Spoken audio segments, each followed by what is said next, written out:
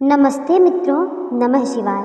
स्वागत है आपका मेरे चैनल में। तो आज की कहानी है आंवला नवमी की कहानी।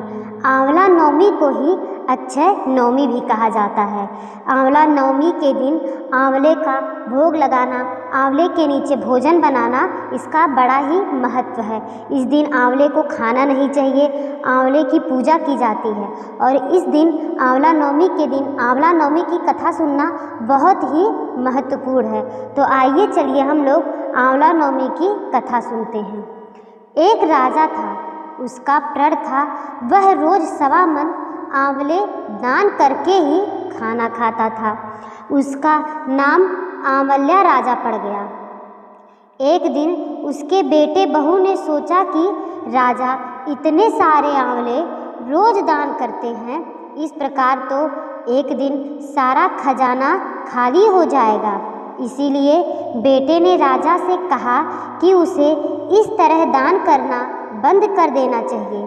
बेटे की बात सुनकर राजा को बहुत दुख हुआ और राजा रानी महल छोड़कर बियाबान जंगल में जाकर बैठ गए। राजा रानी आंवला दान नहीं कर पाए और प्रण के कारण कुछ खाया नहीं। जब भूखे प्यासे 7 दिन हो गए, तब भगवान ने सोचा कि यदि मैंने इसका प्रण नहीं रखा और इसका सत नहीं रखा तो विश्वास चला जाएगा। इसीलिए भगवान ने जंगल में ही महल, राज्य और बाग बगीचे सब बना दिए और ढेरों आंवले के पेड़ लगा दिए। सुबह राजा रानी उठे तो देखा कि जंगल में उनके राज्य से भी दुगुना राज्य बसा हुआ है। राजा रानी से कहने लगे, रानी देखो, कहते हैं सत मत छोड़ो सूरमा, सत छोड़या पत जाए। सत की छोड़ी लक्ष्मी फिर मिलेगी आए। आओ नहा धोकर आंवले दान करें और भोजन करें। राजा रानी ने आंवले दान करके खाना खाया और खुशी खुशी जंगल में रहने लगे। उधर आंवला देवता का अपमान करने व माता पिता से बुरा व्यवहार करने के कारण बहू बेटे के बुरे दिन आ गए। राज्य दुश्मनों ने छीन लिया, दाने दाने के मोहताज हो गए और काम ढूंढते अपने पिताजी के राज्य में आ पहुँचे। उनके इस हालात को देखकर इतने बिगड़े हुए थे कि पिता ने उन्हें बिना पहचाने हुए काम पर रख लिया। बेटे बहू ने सोच भी नहीं सकते थे कि उनके माता पिता इतने बड़े राज्य के मालिक भी हो सकते हैं। सो उन्होंने भी अपने माता पिता को नहीं पहचाना। एक दिन बहू ने सास के बाल गूंथते समय उनकी पीठ पर मस्सा देखा। उसे यह सोचकर रोना आने लगा कि ऐसा ही मस्सा मेरी सास के भी था।